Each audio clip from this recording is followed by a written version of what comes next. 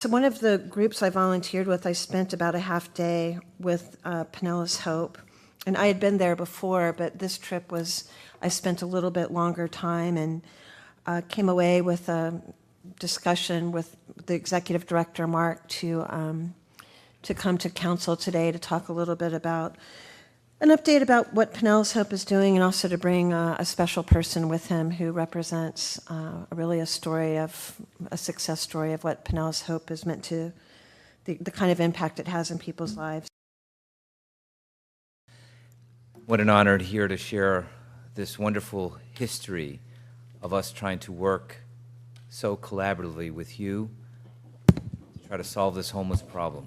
And I do have a quick PowerPoint presentation right here. Perfect. And most importantly, I'm going to take us really quickly through this PowerPoint just as a refresher of some of what Pinellas Hope has meant to our community. But more importantly, you're going to hear from Rick Peet in a moment to personally hear the story. That's what we're here to see. And just like Councilwoman Rice just shared, how impactful the personal human story is. And so we're wonderful to hear that. So many of you have been, some of you came to our 10-year anniversary, some of you have been to our Year of Mercy breakfast and come and celebrated this. So you know that in December 1st of 2017, we celebrated the 10th anniversary of Pinellas Hope. And so where did this begin? And I just want to make sure it began with the homeless overrunning downtown St. Petersburg, and the beaches, and the tourist areas and public parks. And this is, as you know, we can get into lots of discussion about the history of what led to this, but it clearly led to this, I guess I can call it infamous or famous, tent slashing that got national and international attention. And that was, again, 10 years ago. And how are we going to respond to that? And it was the Diocese of St. Petersburg Catholic Charities, in partnership with you as the City of St. Petersburg and, of course, Pinellas County, coming together as a team to create this whole concept of Pinellas Hope. So then the question is, what is Pinellas Hope? Again, it opened in December 1st, 2007. It was originally known as Tent City. It still, unfortunately, is known as Tent City, but it is a solution. You'll hear a little bit more. It's a 10-acre piece of property that Bishop Lynch gave to us near Catholic Calvary Cemetery, in a very industrialized commercial area. So that means you did not have any resistance from local neighborhoods who were going to fight against us creating this beautiful sheltering. It is actually zoned for 470 people. However, the homeless shelter, we can only fit up to 230 currently. This has been a little bit of a clarifying number because we have 156 apartments now that are permanent supported housing, which is the solution to homelessness. And we'll talk a little bit about that. And the only way you're going to, as you know, remove homelessness is get them an apartment and put them with stabilized support services. And of course, the largest provider in our community is Boley, of course, who is a premier permanent supported housing, but we are also, I would say, the second largest provider of permanent supported housing. I always have to remind folks that we've set aside 40 of those for veterans. So we are still trying to house veterans. They still remain in our streets, and they need to be permanently supported housed. And as you know, you can't do permanent supported housing, which, by the way, is defined by Housing First, and I know you've all adopted, the whole community has adopted Housing First. We realize Housing First will never work if you don't have the support services to make sure that they remain housed. And those include medical, education, financial assistance, behavioral and psychological support services, drug and alcohol counseling services, interview and workforce training. These are critical to ensure that the Housing First model actually works. And that's what we're all trying to do, all of us in the community. So the whole model is based on this partnership between government, private sector, and the faith-based community. And it's a critical need for supportive services, as I just explained.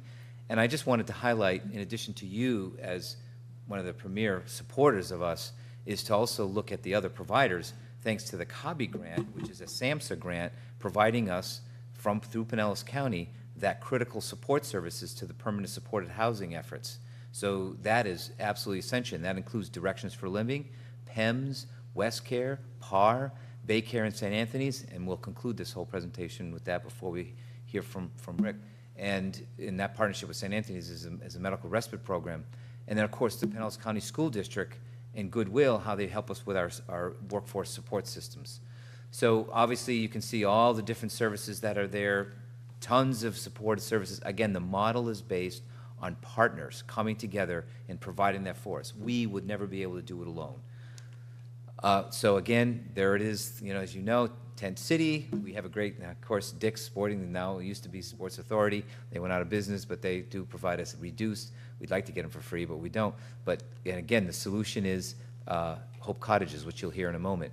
Of course, we have this whole, this whole setting of a community that you have to provide support to the homeless, ensure that they're stabilized and that they eventually get an apartment. And in order to do that, you have to have a campus setting that includes all of our kitchen, computer, library, and all the other efforts there. So here is this medical respite program, which is critical, and this is something that continues to be a major issue nationally, and that is hospitals returning those from emergency rooms and from their hospitals back to the street.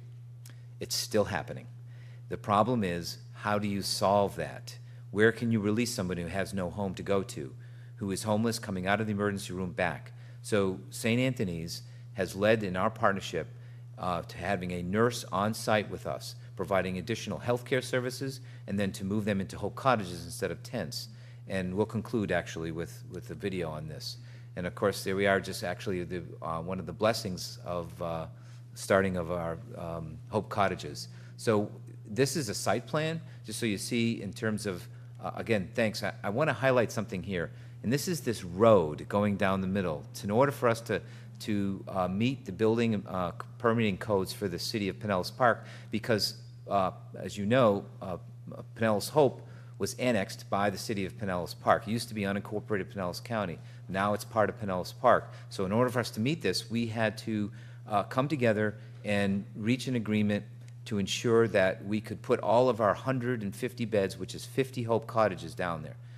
If it wasn't the support from you as the city of St. Petersburg and Mayor Kreisman helping us with the asphalt millings, and the county coming in and providing us with the construction, and you drove the trucks up there, that allowed the fire road and the fire marshal to approve this entire site plan. And it has also led to drainage and also led to a whole improved community. So I want to personally thank you, and please share with the mayor his thanks of what he meant for us and approving this to work and getting that fire road produced on there. It has transformed the community. And again, this is only the Hope, this is the sheltering operations. To the left of that, on your view, would be all of the apartment complexes. So, why do residents need Hope Cottages? Well, I think you know a little bit about that. Hurricane Hermine, we lost 75 tents. Tropical Storm Colin, we lost another 60 tents. It's just not a pleasant thing to do. We went through Irma, by the way, just so you know. Irma, we shut everything down and we evacuated to Largo High School. I mean, hopefully we don't have to do that again, but we are now in a mandatory evacuation zone, so we know how to get ready for next hurricane season, which all of us are well trained thanks to Irma, right? So what are Hope Cottages? They replaced the tents. These are shipping containers. I want to give a thanks to Greeno Construction, Kevin Greeno, and the Knights of Columbus. He has a good business here downtown for many years. He has been behind this, taking a shipping container and converting it to a micropod housing 3-bed unit. So it's a sustainable green design. It's Miami-Dade hurricane resistant. It just meets all of the building and codes, and it takes you out of that tent into an air-conditioned unit. So there's the transformation. You can see the difference between what it was like before we built the road to what it is now. If you haven't been up there recently, really suggest. So again, Pinellas Hope. Construction of units, 80 efficiency apartments back in 2010. That was phase 2, and then phase 3, 4, and 5 is an additional 76, which is celebrated in December of 2016. I just wanted to highlight on the left-hand side, you can see phase 5.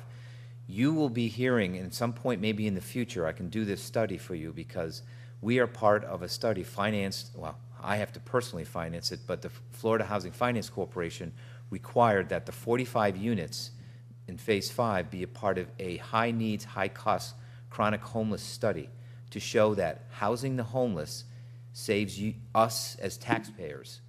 And so that means what's going to happen is I have We have contracted with USF and FMHI, and that includes Charles Dion, Sandra Fogel from the School of Social Work, and we are going to show proof that the cost of the individual for 12 months leading up to them being housed, and then for 24 months after they've been housed. Compare the cost, and we're part of 3 sites in the state of Florida in this study, and we should be actually having preliminary results of this study probably in the course of the next 6 to 8 months around the state, and eventually we're going to present this to the Florida legislature. And I am doing I didn't say thank you to Councilwoman Amy Foster for your leadership, Amy, on the Homeless Leadership Board. I'm going to be presenting with Sandra Fogel on this study. So again, we have this whole pavilion area for people to work and exercise, which, by the way, this nurse, that's Baycare's nurse, St. Anthony's nurse out there, also has healthcare initiatives going on. So we're doing all kinds of added healthcare stuff. And again, beautiful 156 units.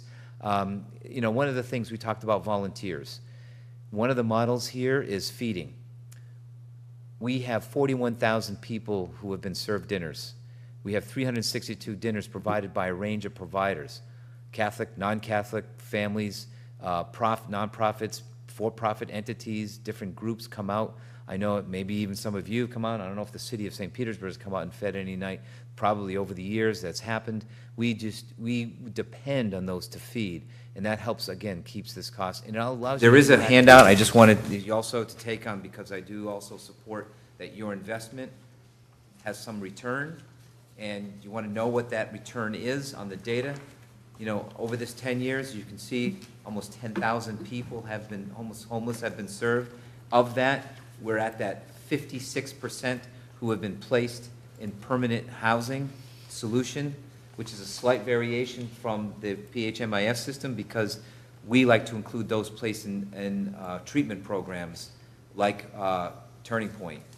That the HMIS system doesn't recognize that. We do recognize it as a successful discharge because they need treatment. And the other thing is, you can see that we have 32% have obtained employment. And this is the chronic homeless, have obtained employment from when they arrived unemployed to when they got employed. Really important stuff, getting jobs, getting housed. That's what this is all about. Our data is exceeding any national averages on this significantly. So I just wanted to let you know that we do perform, we return on your investment. More importantly, hear from Rick. Good afternoon, honorable council members. First, I want to acknowledge Councilwoman Rice for inviting us. She is, in my opinion, a visionary for the city of St. Petersburg. I came here today for 2 reasons. One is because I think it's important that you see a real example of what Pinellas Hope is all about. And also the fact that I feel the need to give back to these folks who helped me when I needed it. You know, it wasn't that long ago that I used to be like any one of you gentlemen here today. I used to have a family, I had a home, and I had a career. All the things that we associate with middle-class America, or the American dream, as it were. But because of tragedy and unforeseen economic circumstances, everything that I ever loved and worked hard for all my life went away, and I couldn't stop any of it from happening. Like millions of other middle-class Americans, I too lost my job in my home in the fallout of the recession and the housing market collapse. But my real downfall came in 1990. Excuse me. It was the time when my 28-year-old wife, Gail, and my 4-year-old daughter, Jennifer, both died in a car accident when I was at work. At the hospital, I was told that Gail had died and that my beautiful little girl was on life support. I was also advised that the best thing I could do for her was to take her off life support and let her go. Because with the doctor's opinion, they had done all they could, and she probably wouldn't survive the evening. It's what I did. And bless her little heart, she gave it her best shot. But she died 2 days later. I don't think I have to explain to anybody here how bad this was. But I can tell you that for going on almost 28 years now, there hasn't been a moment when my mind has been free of the pain and heartache. And I am very aware of the fact that this is probably most of the reason that I continue to be homeless. So after that, I figured that leave Orlando and I moved to Clearwater. I was hoping that a change of venue might help. Found a job and I moved into a 55 and over mobile home community in Safety Harbor. And then all of a sudden my health started going downhill and my right knee gave out probably for good. And there I am at Pinellas Hope a short time later. Now, Mark told you what the service is that they offer here, but he didn't really tell you what this place is really about. See, when I came to Pinellas Hope, I had lost all hope of anything. And because of them and Pinellas Hope, I live my life in hope every day. Because if there's no hope, let's face it, what else would there be for me to live for? There would be nothing, nothing at all. And because of these people, shortly I'll be having knee replacement surgery. My medical issues are being dealt with. I'm currently seeing a counselor with directions that Mark told you about, and this lady is helping me to think more about how my wife and daughter lived rather than how they died. It's critical in my health and wellness, believe me. I cannot move forward without that. And after, I'm just waiting on my birth certificate to come from New York, and they want to offer me one of the apartments that they told you about.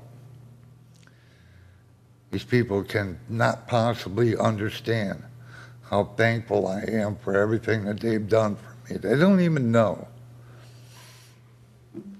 And I honestly believe that, you know, if we come together as a community, as one, and we really take the issue of homelessness seriously, which I'm sure you all do, together we can impact these numbers.